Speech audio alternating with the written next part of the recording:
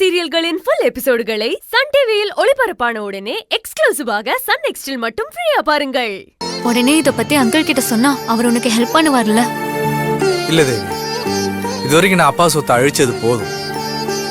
அவருக்கு என் மேல நம்பிக்கை வரணும்னா நான் அவர்கிட்ட பணமே வாங்காம வாழ்க்கையில ஜெயிச்சு காமிக்கணும். கணேசன், நீ சொல்றத கேட்கறதுக்கு நல்லாதான் இருக்கு. ஆனா ஒரு ஷாப் ஓபன் பண்றதுக்கு மட்டும் இல்ல, அதுக்கு தேவையான உரங்கள் எல்லாம் வாங்கணும். எப்படியும் பல லட்சம் தேவைப்படும். நீ சொல்ற மாதிரி உன் அப்பா உதவி இல்லாம ஜெயிக்கிறதுக்கு இது ஒன்னும் சினிமா இல்ல கணேசன். கொஞ்சம் பிராக்டிக்கலா யோசிச்சு பாரு. நல்லா யோசிச்சிட்டேன் சகோதரி. என் அப்பா என்னை மதிக்கணும்னா நானே உழைச்சி ஜெயிக்கணும். அப்பதான் அவரு என்னை நம்புவார். அது மட்டும் இல்ல சகோதரி, இந்த குடும்பமும் ஏன் தேவியோட அப்பாவும் அப்பதான் என்ன நம்புவார். கணேசன், பணம் இல்லாம இதெல்லாம் எப்படி கணேசன் சாத்தியமாகும்? நான் இருக்கேன் டீச்சர்.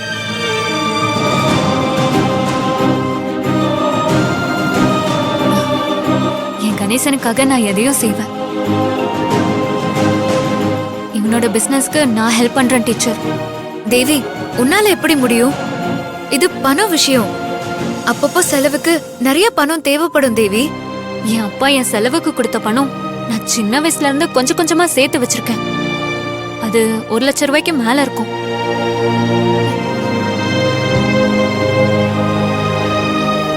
நான் சேர்த்து வைக்கிறது எப்படியும் யூஸ் ஆகும்னு நினைச்சேன். நான் நினைச்ச மாதிரி அது என் கணேசனுக்கு உதவட்டும். என்கிட்ட இருக்க பணத்தை நான் உனக்கு கொடுக்கறேன். அதை வச்சு நீ பிசினஸ் ஸ்டார்ட் பண்ணு. கணேசன், பிசினஸ் ஸ்டார்ட் பண்ண உனக்கு எவ்வளவு பணம் தேவைப்படும்? எப்படியும் மினிமம் ஒரு 5 லட்சமா தேவைப்படும்.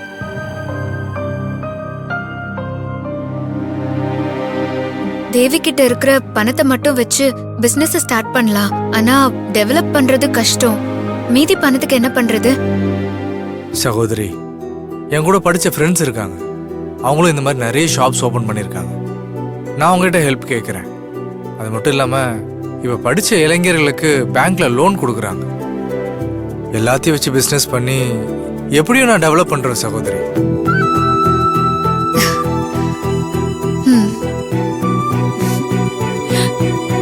பாரு, தேவி முகத்துல எவ்வளவு சந்தோஷம்னு பாரு.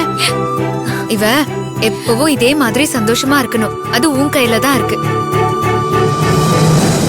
பிசினஸ் டெவலப் பண்ணிட்டு அப்புறம் எப்படி வந்து பொண்ணு கேட்கறன்னு மட்டும் பாருங்க.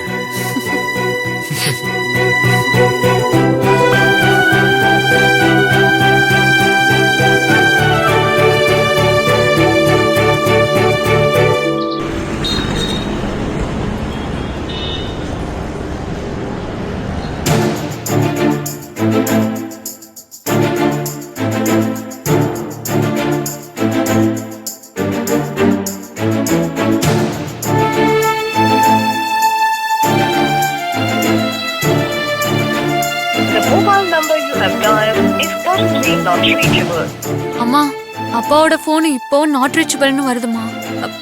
திரும்பவும் ட்ரை பண்ணி பாருடி. இதோட 10 தடவை கால் பண்ணிட்டோமா, நாட் ரீச்சபிள் தான் வருது. இந்தா என் போன்ல இருந்து கால் பண்ண. யார் போன்ல இருந்து கூப்பிட்டாலும் அப்பாவோட போன்ல சிக்னல் கிடைக்கிற வரைக்கும் நாட் ரீச்சபிள் தான்மா வரும். ஏண்டி, இந்த வாய்ஸ் மெசேஜ் அது இதுன்னு சொல்லுவாங்களே, அந்த மாதிரி ஏதாவது ட்ரை பண்ணுமா? ஏற்கனவே அனுப்பிட்டோமா. அதுவும் சிக்னல் கிடைச்சாதான் அப்பாவோட போனுக்கு ரீச் ஆகும். இந்த மனுஷனை என்ன சொல்றதுன்னு தெரியலையே. எல்லாம் எத்தால எழுத்து. எதுக்குமா தலையில அடிச்சுக்கிற? எல்லாம் உன் அப்பாவாலதான். அப்பாவா? வந்துட்டாரா? எங்க இருக்காரு? இன்னும் வரலண்ணா. அதான் அம்மா என்ன அப்பாவுக்கு கால் பண்ண சொன்னாங்க. ஏமா, அப்பா போற இடத்துல தான் சிக்னல் கிடைக்குதுன்னு சொல்லிட்டு தானமா போனாரு. அப்புறம் எதுக்குமா கால் பண்ண ட்ரை பண்றா? ஏண்டா, உங்க அப்பாவுக்கு தான் நாம எப்படி இருக்கோம் என்ன பண்றோன்னு எந்த கவலையும் இல்ல. நம்மளையும் அவர மாதிரியே இருக்க சொல்றியா? அந்த மனுஷனுக்கு கொஞ்சம் கூட வீட்டு மேல அக்கறையே இல்ல. வீட்டை விட்டு போய் 2-3 நாள் ஆச்சே. அந்த மனுஷன் என்னடானா பிள்ளைங்க என்ன பண்றாங்க, பொண்டாட்டி என்ன பண்றான்னு ஏதாச்சும் கண்டுக்கிறாரா? வரட்டும் இருக்கு அந்த மனுஷனுக்கு. அம்மா, டென்ஷன் ஆகாதம்மா. அப்பா ஊர்ல சிக்னல் கிடைச்சா அவரே கூப்பிட்டுப்பார்ல. சிக்னல் இல்லனா அப்படியே போனே பண்ணாம இருந்துறதா? சிக்னல் இல்லாம எப்படிமா கால் பண்ண முடியும்? டேய், அவர் போன ஊர்ல என்ன ஒரு லேண்ட்லைன் போன் கூடவா இருக்காது? அப்படி என்ன ஊருடாது? இந்தியாவிலேயே இல்லாத பெரிய ஊரு. அம்மா சொல்லு தம்பி. இங்க கோதண்டம்னு யாராச்சும் இருக்கா? அதோ உட்காந்துருக்காரு பாரு, அவர்தான். சரி போங்க.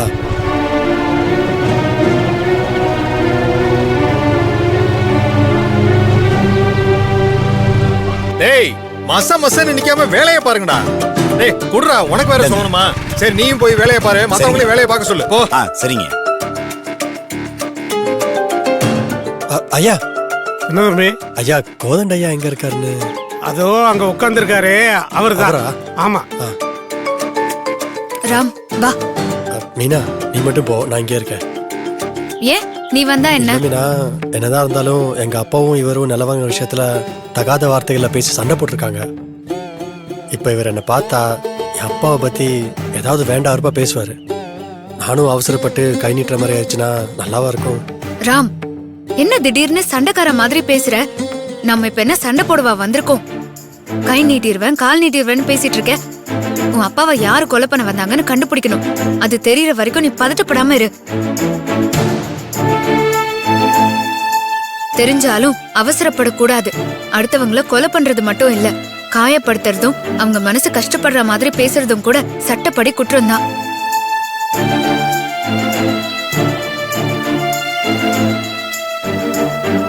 சரி, நீ வர வேண்டாம், நீ இங்கே இரு. நான் போய் பார்த்து பேசிட்டு வரேன். சரி போ. அப்பா அவளே புரிஞ்சுக்கிட்டா.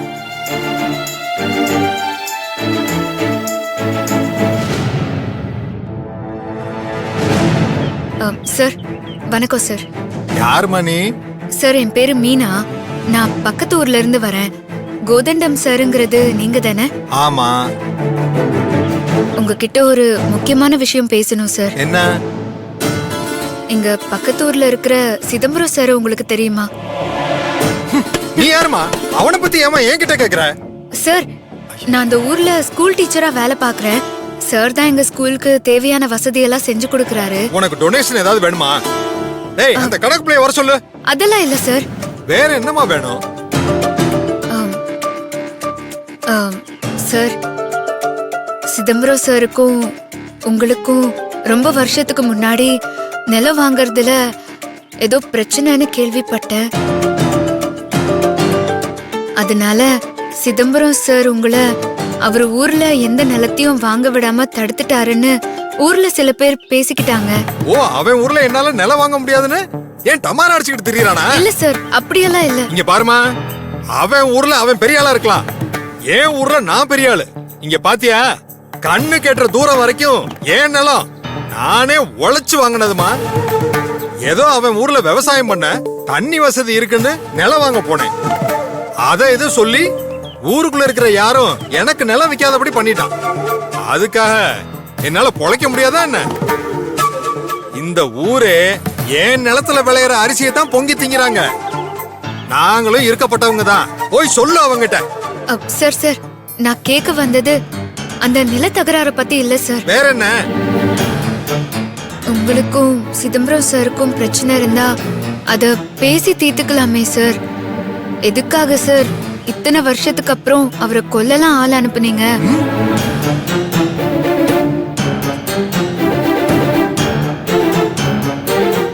என்னமா சொல்ற? நான் கொல்ல ஆள் அனுப்பிச்சனா? ஏமா சிதம்பரத்துக்கு என்னாச்சு? எப்படி இருக்கான் அவன்?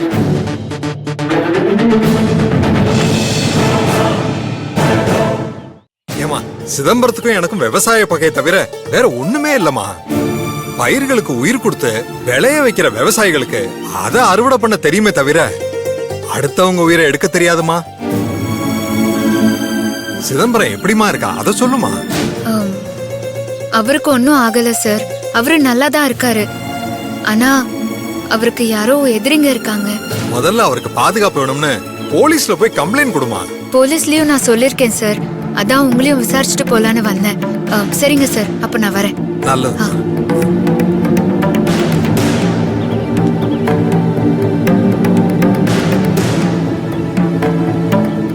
என்ன சொன்னார் அந்த தண்டம்? ராம், அவர் எவ்வளவு பெரிய மனுஷன், ஏன் இப்படி மரியாதை இல்லாம பேசுற? என் அப்பாவை கொல்ல ஆள் அனுப்புறது இவர்தான் மட்டும் சொல்லு. அப்புறம் பாப்ப என் மரியாதையா.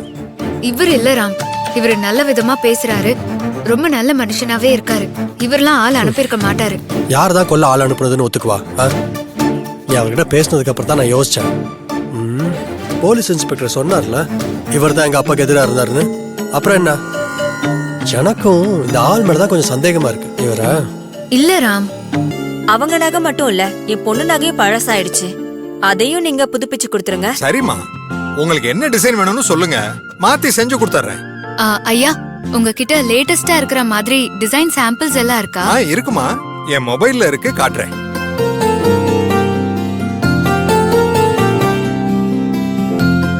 இந்தாங்கம்மா பாருங்க.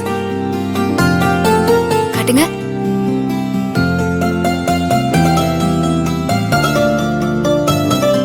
இது எப்படி இருக்குமா பாருங்க.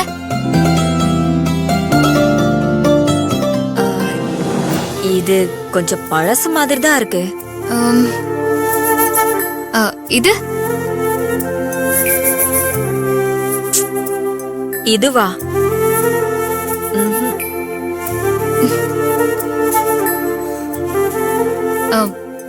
இது பாருங்க. இதுதான்மா இப்போதைக்கு ட்ரெண்டிங்கான ஸ்பெஷலே. இந்த டிசைன்ல ஆரம் செஞ்சு போட்டோன்னு வைங்களேன், தேவி தங்க சிலை மாதிரி இருப்பா.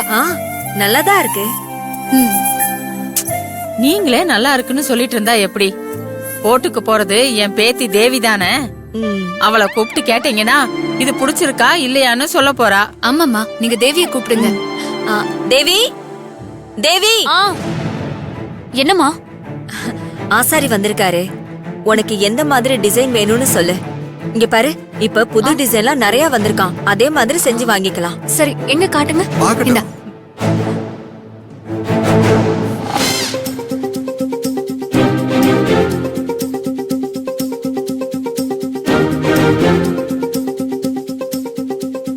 மீனா, நீயும் பாரு. உனக்கு ஏதாவது செயின் பிடிச்சிருந்தா சொல்லு, நாங்க எல்லாம் சேர்த்து உனக்கு வாங்கி தரோம். எனக்கு எதுக்கு பாட்டி, தேவிக்கு மட்டும் பாருங்க. மீனா, நீ எங்க குடும்பத்தை ஒண்ணு சேர்க்க எவ்வளவோ கஷ்டப்படுற. உனக்காக நாங்க இது கூட செய்ய மாட்டோமா? உனக்கு என்ன டிசைன் பிடிச்சிருக்குன்னு பார்த்து சொல்லு, நாங்க வாங்கி தரோம். இல்லம்மா, வேண்டாம், பரவாயில்ல.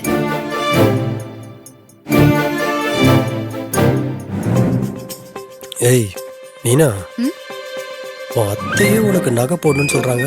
வரதட்சணையை வாங்கிக்க வேண்டியதானே? அது மட்டும் இல்ல, எங்க அம்மாவோட நகையெல்லாம் ஃபியூச்சர்ல உனக்கு தானே வரப்போகுது.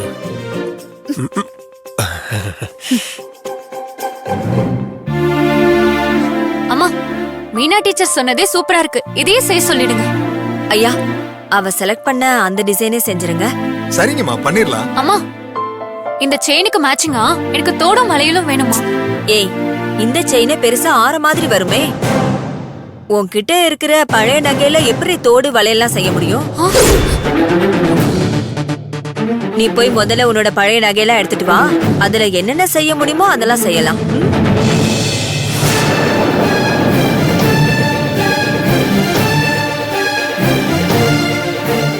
என்னடி பாத்துட்டு இருக்க? போய் எடுத்துட்டு வா. உன் பழைய நகைய புதுசா மாத்தணும்.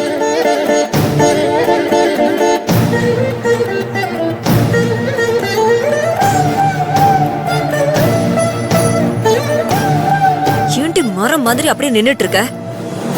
போய் எடுத்துட்டு வாடி. ஆசாரிய வர வச்சு புது டிசைனை காட்டி புது நகை செய்ய சொன்னதும் உனக்கு புது நகை வாங்குறோன்னு நினைச்சிட்டியா? அத உன் கல்யாணத்தப்ப வாங்கிக்கலாம். இப்போ உன் பழைய நகைய புது டிசைனா மாத்திக்கலாம்.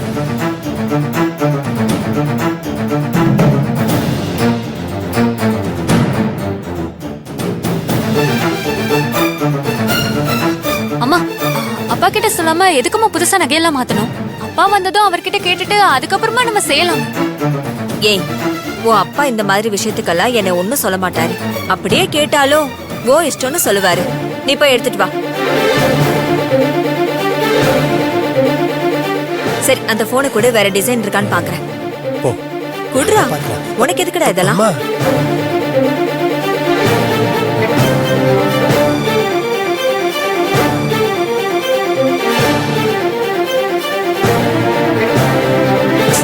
தேவி, என்ன இன்னும் நின்னுட்டு இருக்க? போ. ஆ, ஐயா, இது நல்லா இருக்கு. இதே மாதிரி பண்ணிடுங்க.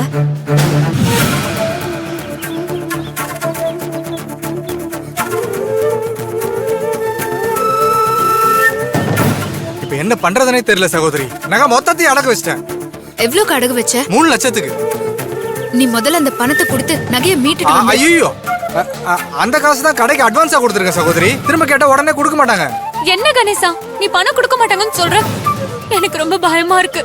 இந்த விஷயம் மட்டும் அப்பாக்கு தெரிஞ்சதுன்னா என்ன கொன்னே போட்டுருவாரு. இதெல்லாம் என்னோட தப்புதான். எல்லாம் ஏன் தப்புதாம்மா.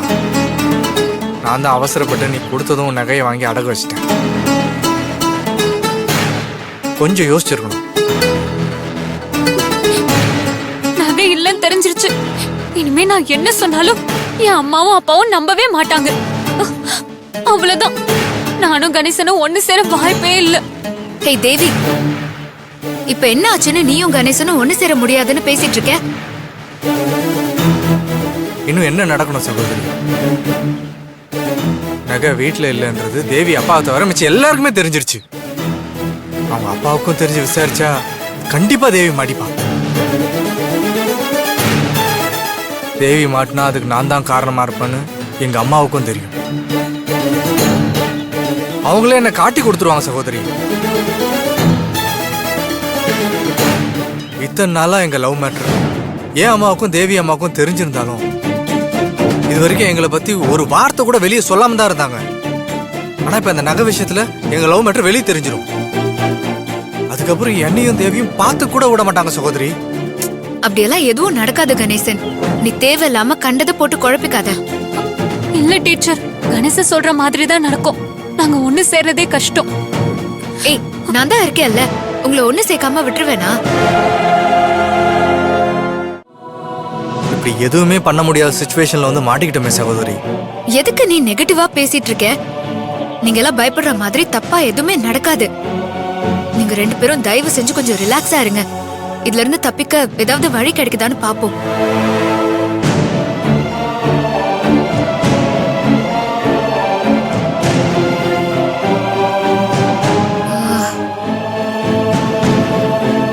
நாம தப்பிக்க ஒரே ஒரு வழிதான் இருக்கு. என்ன வழி சகோதரி? என்ன வழி? அந்த நகைய திரும்பவும் வீட்ல கொண்டு போய் வச்சுட்டா போதும். நகை கிடைச்சிருச்சுன்னு சொல்லி எல்லாத்தையுமே மூடி மறைச்சிடலாம். இப்ப நகைக்கு என்ன பண்றது டீச்சர்? அதுக்குதான் இப்ப யோசிக்கணும். அந்த நகையை திரும்ப வாங்கணும்னா 3 லட்சம் ரூபா வேணும் சகோதரி. உடனே அவ்வளவு பெரிய அமௌண்ட்டை போடுறது ரொம்ப கஷ்டம். கணேசன், நீ ஒண்ணு பண்ணு. டவுனுக்கு போய் அட்வான்ஸ் கொடுத்த இடத்துல பணம் கிடைக்குமான்னு கேட்டு பாரு. இல்ல சகோதரி, அட்வான்ஸ் கொடுக்கும் போதே அவங்க ஸ்ட்ரிக்டா சொல்லிட்டாங்க. உடனே கேட்டீங்கன்னா எங்களால திரும்ப கொடுக்க முடியாதுன்னு சொல்லிட்டாங்க. சும்மா ட்ரை பண்ணி பாரு கணேசன். ஒருவேளை கிடைச்சதுன்னா பிரச்சனையை ஈஸியா சால்வ் பண்ணிடலாம். இல்லனா உன் ஃப்ரெண்ட்ஸ் எல்லாம் இருக்காங்கன்னு சொன்னல, அவங்க கிட்ட ஹெல்ப் கேட்டு பாரு. எங்க அடகு வச்சதா சொன்ன? டவுனுக்கு போற வழியில இருக்கிற ஒரு அடகு கடை சகோதரி. அந்த அடகு வச்ச ரிசிப்ட் இருக்கா?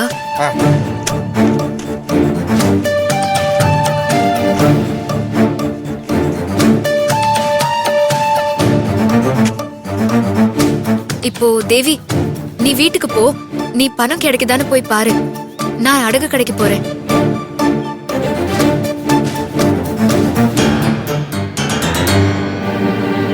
என்ன ஆச்சு சகோதரி? என் கழுத்துல உள்ள செயின், பிரேஸ்லெட் இதெல்லாம் வச்சு காசு ரெடி பண்ணிடலாமா? ஏய் கணேசன், விளையாடாத கணேசன். நகை எங்க போச்சுன்னு வீட்ல இருக்கிற யாருக்குமே தெரியாது. இப்போ திடீர்னு உன் கழுத்துல இருக்கிற நகை எங்க போச்சுன்னு அப்பா கேட்டா என்ன சொல்லுவ? இப்போ நமக்கு இருக்கிற டாஸ்க் அடகு வச்ச நகைய திரும்ப வாங்கணும். வாங்கினத வீட்ல கொண்டு போய் வச்சிடணும். அது வரைக்கும் நீங்களே அதுவும் உளராதீங்க. சரியா? போங்க. சரி, நீ பார்த்து வீட்டுக்கு போமா, நான் வந்துடுறேன். வர சகோதரி.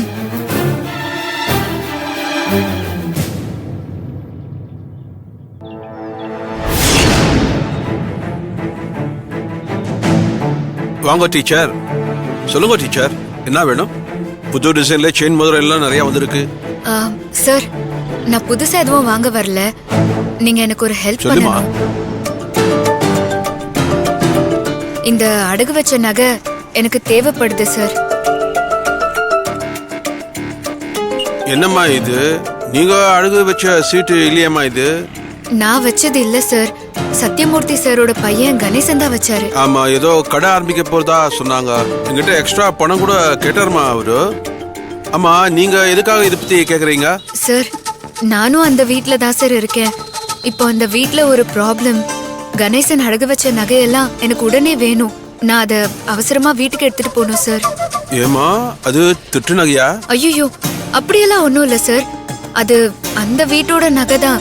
கணேசன் நகையை மாத்தி எடுத்துட்டு வந்துட்டாரு. ப்ளீஸ் சார், அந்த நகையை கொடுத்துருங்க. சரிங்க டீச்சர், இந்த மாச வட்டியோட 3,05,000 ரூபாய் ஆச்சு. கொடுங்க டீச்சர்.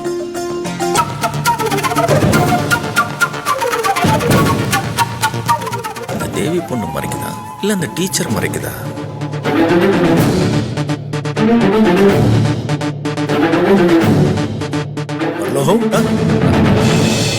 ஐயா வணக்கம் ஐயா.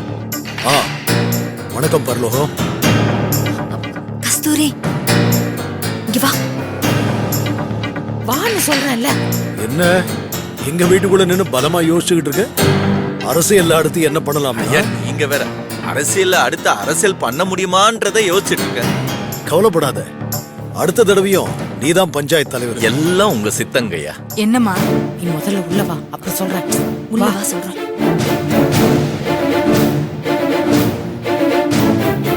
என்னாச்சு ரேவதி? எதுக்கு என்ன இங்க தனியா கூட்டிட்டு வந்திருக்க? ஐயா உங்களை பார்த்து மக்கள் பிரச்சனைய பேசலாம் தான் நான் வந்தேன். ஆனா வந்த இடத்துல பாருங்க, உங்க வீட்லயே வேற ஒரு பெரிய பிரச்சனை வேரூனி நிக்குதுங்கய்யா. என் குடும்பத்து பிரச்சனை என்னடா உளர்ற? யா நகையை புதுப்பிக்க நீ ஆசாரிய வர சொல்லியிருந்தல்ல? ஆமா, நான் என் மக தேவிக்கு அவ நகையை புதுசா மாத்தி கொடுக்கலான்னு எடுத்துட்டு வர சொன்னேன். தேவி அவ நகையை காணும்னு இப்ப சொல்றா. யாரு எடுத்தாங்கன்னே தெரியல. ஐயோ, ஐயா நகை காணாம போனதும் அத உங்க புள்ள கணேசன் தான் எடுத்திருப்பாருன்னு இந்த வீட்ல இருக்க உங்க சொந்தங்கள்லாம் அரசல புரசலா பேசிக்கிட்டு இருக்கத நான் என் காதால கேட்டங்க. என் மகன் கணேசன் தான் எடுத்தான்னு எதை வச்சு நீ சொல்ற? உன் மகன் தான் எடுத்தான்னு நான் சொல்லல. ஒருவேளை அவன் எடுத்திருப்பானா என்னன்னு. போது ரேவதி, என் பொறுமையை சோதிக்காத. பெத்த மகனை பத்தி தாய்கிட்டயே தப்பா சொல்றத எந்த தாயும் கேட்டுட்டு சும்மா இருக்க மாட்டான். கணேசன் பொறுப்பில்லாதவன் தான், அதுக்காக அவன் உன் மகன் நகையை திருடி இருப்பான்னு நீ நினைக்கலாமா? ஐயோ கஸ்தூரி, அதுதான் என்னால தாங்கிக்க முடியல. நீ தப்பா நினைச்சுக்கிட்ட.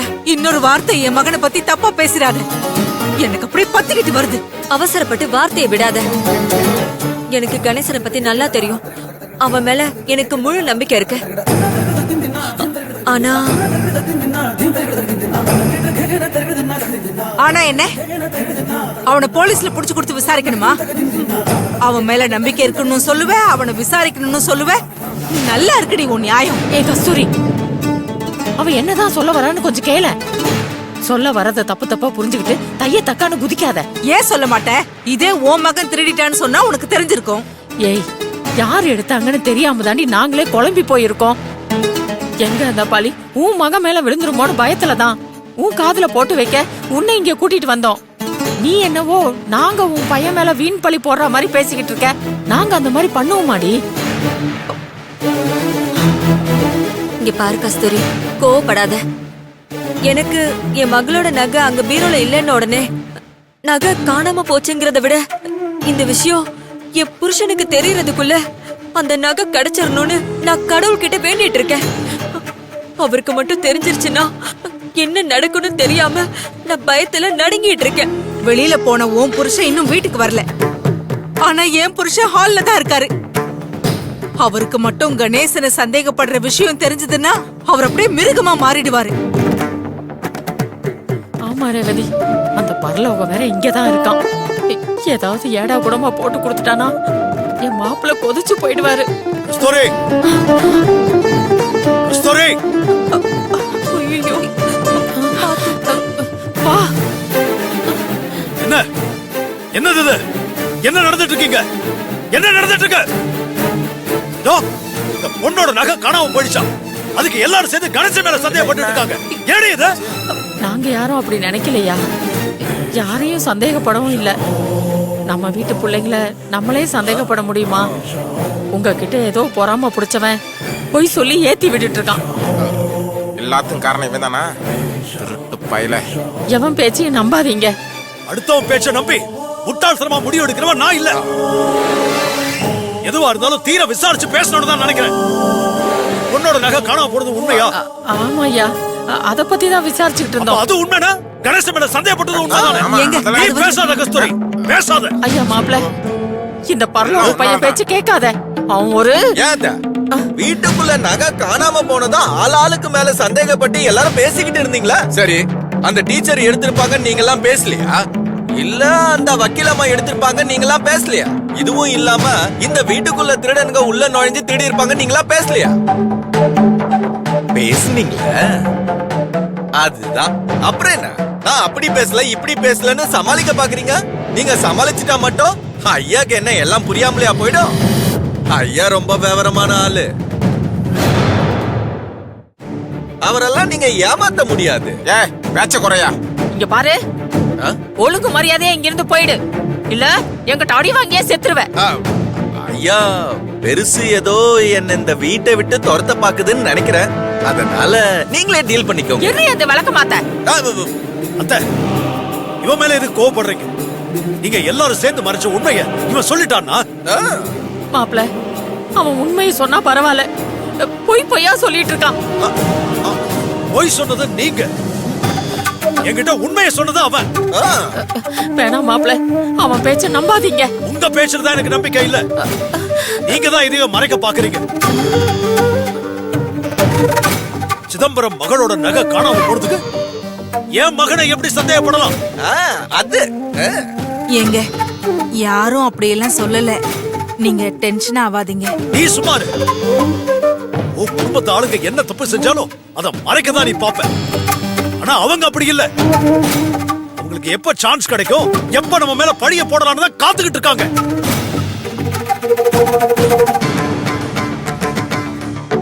என்னங்க, யாரும் நம்ம மேல பழி போடல. நீங்க தயவு செஞ்சு. என்ன பழி போடாம கணேசன் பேர் மட்டும் எப்படி இந்த திருட்டு சம்பவத்துல வந்துச்சு?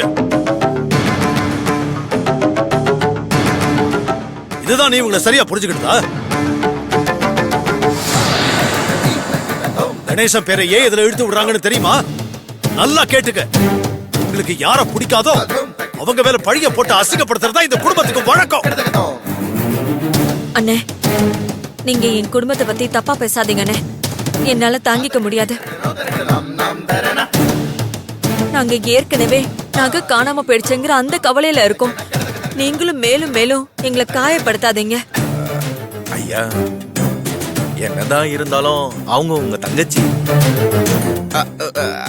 அண்ணன் தங்கச்சி பாசம் இல்லாம ஒன்னா இருக்கலாம். இப்போ அவங்க வருத்தப்பட்டு பேசுறத நீங்க புரிஞ்சுக்கிட்டீங்கன்னா நல்லா இருக்கும்னு எனக்கு தோணுதுயா. அதனால தம்பி கணேசன் மேல திருட்டு பழிய சுமத்துனத நீங்க பெருசா எடுத்துக்க வேணாம், விட்டுருங்க. ஏன்னா நம்ம தம்பி தான் நல்லவராச்சே. இத வச்சு நீங்க அவங்கள குத்தி காட்டி பேசாம இருந்தீங்கன்னா நல்லா இருக்கும். ஆமா, இவ்ளோ நடந்திருக்கு. உங்க மச்சா சிதம்பரம் ஐயாவை எங்க காணோம்? அதை எதுக்கு நீ கேக்குற? இல்லம்மா, வீட்டோட பெரிய மனுஷன் 2-3 நாளா வீட்ல இல்லையே, அதான் ஒரு பஞ்சாயத்து தலைவரா நான் கேட்டேன். அவரு டவுனுக்கு போறேன்னு சொல்லிட்டு போயிருக்காரு. எத்தனை நாளைக்கு தான் ஒரு டவுன்லயே குடியிருப்பாரு? எனக்கு என்னமோ இதுக்கெல்லாம் பின்னாடி அவர்தான் இருப்பாரோன்னு என்னுடைய 7ஆம் அறிவு சொல்லுது. அறிவு கட்டவனே, உனக்கு 6 அறிவு இருக்கானே டவுட்டா இருக்கு. இதுல 7வது அறிவு சொல்லுதா? யார பத்திடா பேசுற?